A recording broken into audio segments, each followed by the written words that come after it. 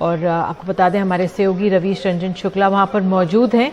उन्होंने विजय इंदर सिंगला जो पंजाब कांग्रेस के एक नेता हैं उनसे बातचीत की है। नेता जो नवजोत सिंह सिद्धू जी हैं वो भी लखीमपुर खीरी पहुंच चुके हैं। सबसे पहले उन्होंने जो 19 साल के मृतक किसान हैं लवप्रीत सिंह, उनके घर पर उनके परिजनों से मुलाकात की और अभी इस वक्त इस रमन कश्यप जो कि मृतक पत्रकार हैं उनके घर पर हैं।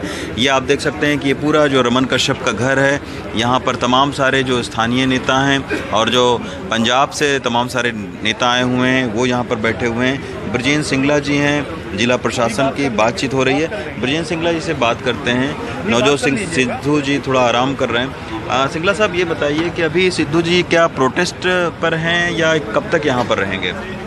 देखो, एक ही हमने बात समझी है जब से हम यूपी के अंदर आए हैं कि जो लोगों की पीड़ा है वो बहुत गहरी है। और आज जब लवप्रीत जी के घर गए उनके परिवार ने भी अपने यही बात कही कि हमें किसी कॉम्पनसेशन का ज़रूरत नहीं है, हम सिर्फ ये चाहते हैं कि जिन लोगों ने ये काम किया उनके ऊपर अच्छे से कार्रवाई होनी चाहिए।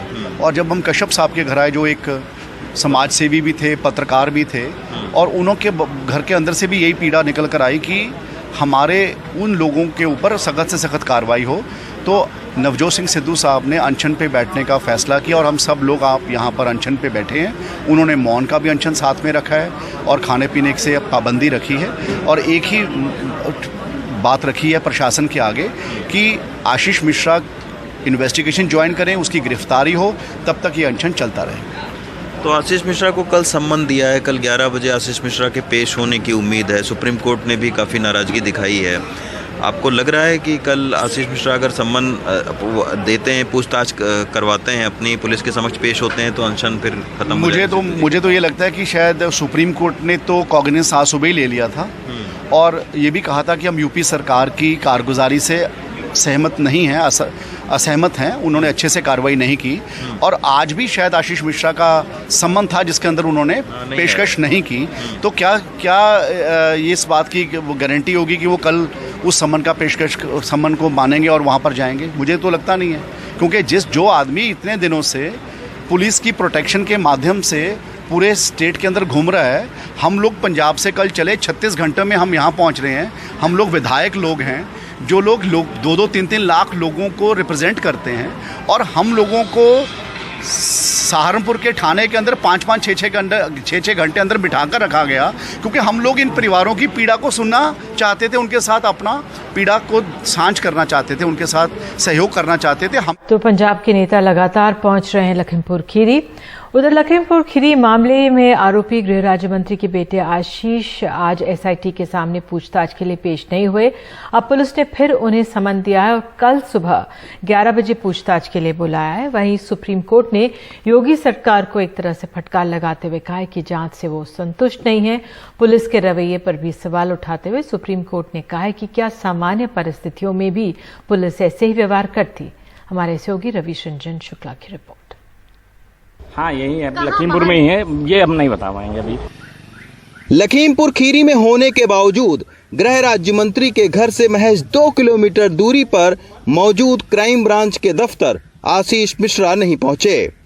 अब शनिवार को फिर से 11 बजे आशीष मिश्रा को पेश होने के लिए घर के बाहर सम्मन लगाया गया है। शुक्रवार सुबह 10 बजे से ही लखीमपुर खीरी के क्राइम ब्रांच के दफ्तर में एसआईटी की टीम तो पहुंची और मीडिया का भारी जमावड़ा भी लगा रहा। 4 घंटे तक एसआईटी की टीम दफ्तर पर बैठी रही, लेकिन गृह राज्य मंत्री के बेटे नहीं पेश हुए। बाद में उनके पिता ने ये सफाई दी। इलेक्ट्रॉनिक युग है, सीडीआर की लोकेशन भी है, सीडीआर से लोकेशन क्लियर हो जाती है। पूरी तरह से हम सारे साक्ष्य हमारे पास हैं, हमने सारे साक्ष्यों को संकलित कर लिया है और जैसे ही वो कहेंगे वो जाकर के कहेंगे। और हमारे बेटे की जहां तक बात है, वो कहीं नहीं गए, सहपुरा कोठी के अपने आवास पर वो उपस्थित हैं। आज जो है, आज उन्होंने कल जैसे नोटिस वो अगर किसी को देते तो ले लेता, उन्होंने घर में किसी को कहा नहीं नोटिस लेने को, उस घर में अकेले वही नहीं रहते। अगर आप वहां पर बुलाकर देते तो नोटिस चस्पा करके फिर भी हम लोगों ने उसको मान लिया, लेकिन आज कुछ उनका स्वास्थ्य गड़बड़ था, उन्होंने उसको लिख करके भेजा है। क्या आशीष मिश्रा केंद्र सरकार और पुलिस के लिए फजीहत का कारण बन चुके हैं? उधर शुक्रवार को सुप्रीम कोर्ट में भी लखीमपुर खीरी मामले की सुनवाई हुई। सुप्रीम कोर्ट ने सख्त टिप्पणी करते हुए कहा कि आरोपी के साथ वैसा ही व्यवहार हो जैसा दूसरे मामलों में होता है। हम जिम्मेदार सरकार और पुलिस की उम्मीद करते हैं। केवल बातें हो रही हैं, कार्रवाई नहीं हो रही है। सुनवाई के दौरान सुप्रीम कोर्ट ने यूपी सरकार पर गहरी नाराजगी व्यक्त की। कहा सीबीआई भी इस मामले में समाधान नहीं है, लेकिन अब यूपी सरकार एसआईटी के बदले किसी और एजेंसी से जांच करने के विकल्प पर भी अपना सुझाव सुप्रीम कोर्ट को सौंपे। 7 को जब सुप्रीम कोर्ट में मैटर आया तो लीपापोती करने के लिए राज्य सरकार ने मुख्य अभियुक्त को नोटिस थमा दिया कि आप आइए, जैसे किसी राजा को बुला रहे हों कि आइए आप हमारे सामने पेश होइए। अरे उनको तो गिरफ्तार करना चाहिए, बाद में जो भी होती कार्रवाई अपनी करनी चाहिए, लेकिन उनको गिरफ्तार आते नहीं किया। केंद्रीय गृह राज्य मंत्री के बेटे आशीष मिश्रा के अलावा थार गाड़ी से भागते दिख रहे सुमित जायसवाल से भी पूछताछ के लिए बुलाया गया है। जिस केंद्रीय गृह राज्य मंत्री के कंधों पर भारत के कानून व्यवस्था को संभालने की जिम्मेदारी होती है, उसी के बेटे आशीष मिश्रा आज दिन भर पुलिस को इंतजार करवाते रहे, वो भी तब जब उनके ऊपर कई संगीन धाराओं के तहत मुकदमा दर्ज है। ये घटना बताती है कि कैसे सियासी रसूख के सामने पुलिस लाचार हो जाती है। लखीमपुर खीरी से विनीत वर्मा, आलोक पांडे के साथ रवीश रंजन शुक्ला, एनडीटीवी इंडिया।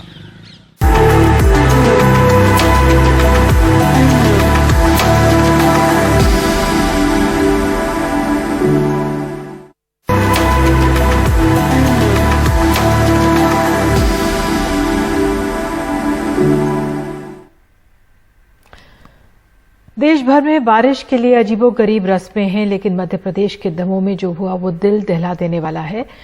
लकड़ी की एक भारी मूसल उठाए नाबालिग बच्चियों के एक समूह को बिना कपड़ों के जुलूस निकलवाया गया।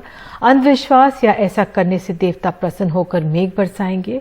इस घटना का फौरन संज्ञान लेते हुए बचपन बचाओ आंदोलन ने राज्य की पुलिस को लिखकर आरोपियों के खिलाफ सख्त कार्रवाई करने की मांग की है।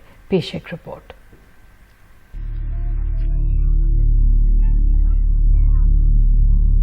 5 सितंबर को दमोह के एक दूरदराज गांव में बारिश के लिए देवताओं को रिझाने के लिए इन छोटी बच्चियों के कपड़े उतारकर गांव भर में घुमाया गया।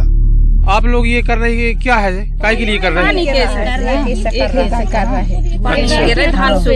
धान सूख रही है आपकी? अच्छा, अभी पानी नहीं गिर रहा है बिल्कुल?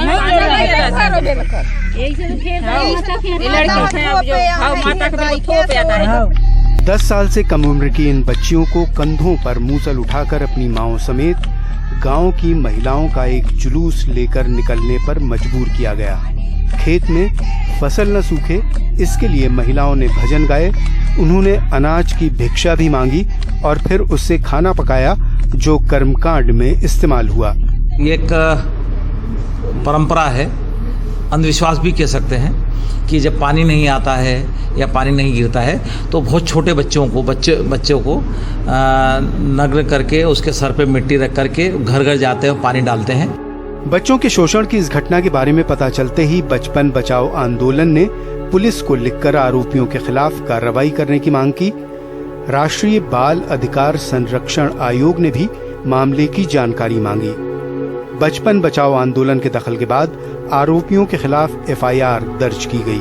बचपन बचाओ आंदोलन और कैलाश सत्यार्थी चिल्ड्रन फाउंडेशन की जैसी नज़र में ये मामला आया तो उस मामले को गंभीरता से लेते हुए लिखित रूप से एक आवेदन बनाया गया और महिला विरुद्ध अपराध शाखा पुलिस हेडक्वार्टर मध्य प्रदेश में, साथ में ही अपराध अनुसंधान शाखा जो कि किशोर न्याय अधिनियम को देखते हैं, वहाँ पे लिखित में जानकारी दी गई और आवेदन किया गया कि मामले को गंभीरता से लेते हुए उसमें कार्यवाही की जाए, एफआईआर दर्ज की जाए। 8 लोगों के खिलाफ एफआईआर की गई है और साथ में 2-3 अन्य व्यक्तियों का नाम उसमें दिया गया है।